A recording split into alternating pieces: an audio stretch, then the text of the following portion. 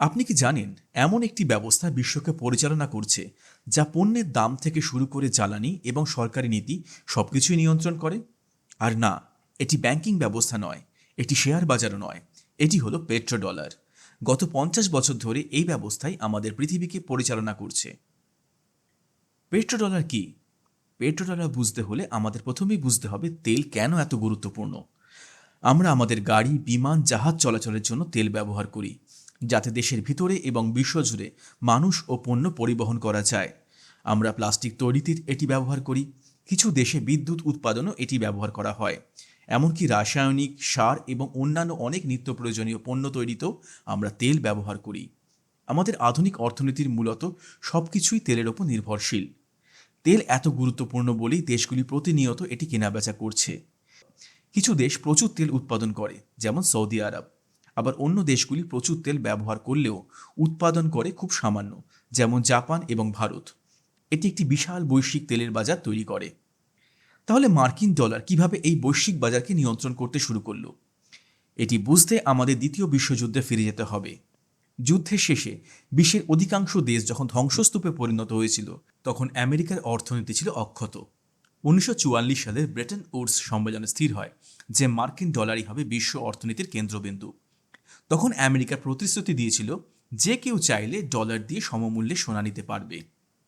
এটি ছিল মার্কিন ডলারের সমর্থনে একটি নতুন বিশ্ব ব্যবস্থা। আর তাই অন্যান্য মুদ্রাগুলো তাদের মান ডলারের সঙ্গে যুক্ত করেছিল। কিন্তু 1971 সালে প্রেসিডেন্ট নিক্সন মার্কিন অর্থনীতিকে গোল্ড স্ট্যান্ডার্ড বা স্বর্ণমান থেকে বিচ্ছিন্ন করেন। এটি নিক্সন শক নামে পরিচিত। এটি বিশ্বকে স্বর্ণ সমর্থিত অর্থনীতির পরিবর্তে একটি ফিয়াট কারেন্সির অর্থনীতিতে রূপান্তরিত করে।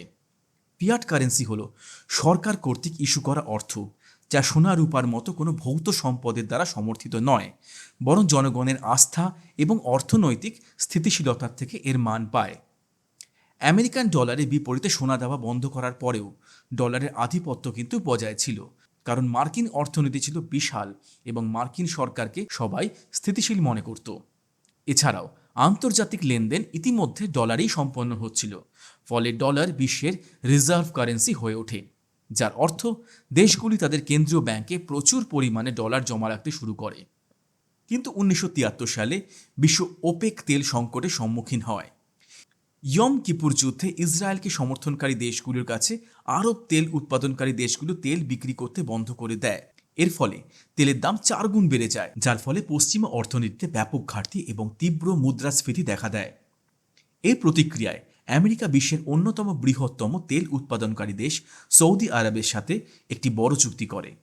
চুক্তিটি ছিল সৌদি আরব তাদের তেল শুধুমাত্র মার্কিন ডলারেই বিক্রি করবে। বিনিময়ে আমেরিকা তাদের সামরিক সুরক্ষা এবং সহায়তা প্রদান করবে। যেহেতু সৌদি আরব ছিল তেল উৎপাদনকারী দেশগুলির মধ্যে সবচেয়ে বড়, তাই অন্য দেশগুলো শীঘ্র এটি অনুসরণ করতে বাধ্য হয়।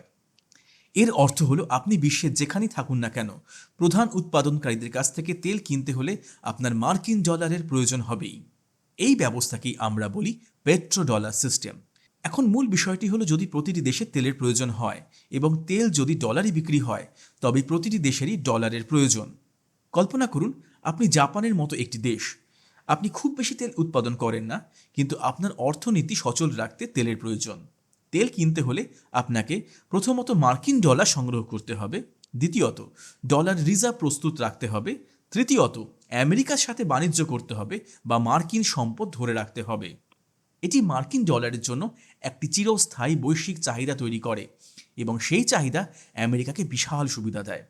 এটি ডলারকে শক্তিশালী করে রাখে, কারণ ডলার সবার প্রয়োজন। এটি মার্কিন সরকারকে আরও সহজ এবং কম সুদে টাকা ধার করার সুযোগ দেয়। এর অর্থ হলো আমেরিকা তাদের আর্থিক ব্যবস্থা, যেমন স্যাংশন ব্যবহার করে অন্য দেশকে প্রভাবিত করতে পারে, কারণ অনেক আন্তর্জাতিক লেনদেন মার্কিন ব্যাংকের মাধ্যমেই সম্পন্ন হয়। সহজ কথায়, পেট্রোডলার মার্কিন ডলারকে বিশ্ব অর্থনীতির কেন্দ্রে রাখতে সাহায্য করে। তেল উৎপাদনকারী দেশগুলি যে তেলের টাকা পায় তার কি হয়? তারা কেবল নগদ টাকার পাহাড় জমিয়ে রাখে না, তারা বিনিয়োগ করে। একে বলা হয় পেট্রোডলার রিসাইক্লিং। উদাহরণস্বরূপ, তেল সমৃদ্ধ দেশগুলি মার্কিন সরকারের বন্ডে বিনিয়োগ করে, তারা আমেরিকান কোম্পানিগুলিকে কিনে নেয়, তারা রিয়েল এস্টেট এবং বৈশ্বিক বাজারে বিনিয়োগ করে। এর অর্থ হলো ডলারগুলো প্রায় পুনরায় মার্কিন আর্থিক ব্যবস্থায় ফিরে আসে। এটি একটি চক্রে পরিণত হয়। প্রথমত, দেশগুলি ডলার দিয়ে তেল কেনে। দ্বিতীয়ত, তেল উৎপাদনকারীরা ডলারে আয় করে। তৃতীয়ত, তেল উৎপাদনকারীরা সেই ডলার আবার মার্কিন সম্পদে বিনিয়োগ করে। এবং চতুর্থত, ডলার শক্তিশালী থাকে। তাহলে পেট্রো ডলার ব্যবস্থার ভবিষ্যৎ কী? সাম্প্রতিক বছরগুলিতে রাশিয়া, ভেনেজুয়েলা, ভারত এবং পাকিস্তানের মতো কিছু দেশ ইউরো বা চাইনিজ ইউয়ানের মতো অন্যান্য মুদ্রায় তেল বাণিজ্য করার চেষ্টা করেছে। এটি ব্রিক্স বাণিজ্য জোটের অন্যতম লক্ষ্য, যা ডলারের ওপর বৈশ্বিক নির্ভরতা কমানোর উদ্দেশ্যে গঠিত একটি অংশীদারিত্ব। তাহলে এখন কোটি টাকার প্রশ্ন হলো, আমেরিকার প্রতি বিদ্বেষী দেশগুলি কেন এখনও ডলারে তেল বাণিজ্য করছে? পেট্রো ডলার ব্যবস্থা থেকে সরে আসা যতটা সহজ মনে হয় ততটা কিন্তু নয়। আপনি যদি হঠাৎ মুদ্রা পরিবর্তন করে, তবে আপনি কেবল পেমেন্ট পরিবর্তন করছেন না, আপনি তার চুক্তি, হেজিং সিস্টেম, বীমা এবং প্রাইসিং মডেলগুলিকেও ব্যাহত করছেন। মার্কিন ডলার হাই লিকুইডিটি প্রদান করে, যার অর্থ হলো আপনি বাজারে ধস না নামিয়ে কোটি কোটি ডলার লেনদেন করতে পারেন এবং এর জন্য শক্তিশালী আইনি সুরক্ষাও রয়েছে। এটি অনেকটা এভাবে বলা যায়, যখন মাইক্রোসফট গুগল ক্রোমের সাথে প্রতিযোগিতা করে এজ ব্রাউজার চালু করেছিল, আপনার পুরো ইকোসিস্টেম গুগল ক্রোমে চলছে, তখন হঠাৎ করে অন্য প্ল্যাটফর্মে যাওয়া কিন্তু এত সহজ নয়। তবে চীন ও রাশিয়া তাদের ডলারের ব্যবহার অনেকটা কমিয়ে দিয়েছে। সম্প্রতি রাশিয়া চীনের সাথে ইউয়ানে তেলের বাণিজ্য করছে। তারা তাদের কিছু লেনদেন রুবেলের মাধ্যমেও সম্পন্ন করছে এবং মার্কিন ট্রেজারি হোল্ডিংসও কমিয়ে দিয়েছে। চীন এখন ইউয়ান ভিত্তিক তেলের চুক্তির প্রমোট করছে এবং তারা বাণিজ্যিক অংশীদারদের সাথে ইউয়ানে লেনদেন করতে উৎসাহিত করছে। কিন্তু এখানে মূল বিষয়টি হলো, তারা রাজনৈতিকভাবে যেখানে প্রয়োজন, বিশেষ করে যেখানে স্যাংশন রয়েছে, সেখানে ডলারের ব্যবহার কমাচ্ছে। কিন্তু সুবিধাজনক এবং কার্যকর যেখানে, তারা সেখানে এখনও ডলারের ব্যবহার করছে। এটা একটা স্টেপ বাই স্টেপ পরিবর্তন, কোনো বিপ্লব নয়। ডলারকে সরানোর এই লড়াই কেবল তেলের বাজারেই কিন্তু সীমাবদ্ধ নেই, এটি একটি এখন বিশ্ব রাজনীতির দাবার চাল হয়ে দাঁড়িয়েছে।